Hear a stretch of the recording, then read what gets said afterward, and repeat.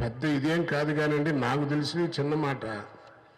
ఈ ప్రభుత్వం అనవసరంగా ఊరికే హిందూయిజం మీద హిందూయిజం అంటుంది. అసలు దీన్ని ఎందుకంటే అమ్మని పిలవడం తప్ప అండి మనం చేసే తప్పు?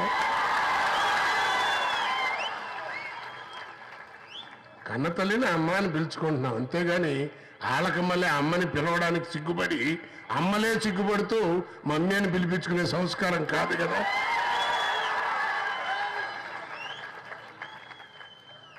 అసలు ఏంటి హిందుత్వం, దీని గురించి హిందూయిజం మీద ఎందుకు ఇంత రివల్యూషన్ నాకు అర్థం కాదు. బేసిక్గా ప్రపంచ దేశాల్లో ఏ దేశమైనా మన దేశాన్ని ఇండియా అని పిలుస్తుంది. మన గర్భశత్రు ఎవరండి? పాకిస్తాన్. ఆయన మైక్ ముందు కూర్చుని ఈ హిందుస్థాన్మే అంటాడు.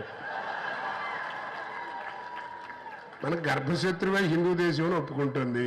ఇంకెందుకని దీని గురించి డిస్టర్బెన్స్ అనవసరంగా?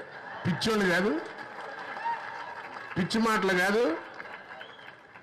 రెండు, ఈ హిందూయిజాన్ని నశించాలి, హిందూయిజం ఉగ్రవాదం అని అనేటువంటి వీళ్ళే పైన పరిపాలిస్తూ వాడి స్పీచ్ అంతా అయిన తర్వాత జై హింద్ అంటాడు.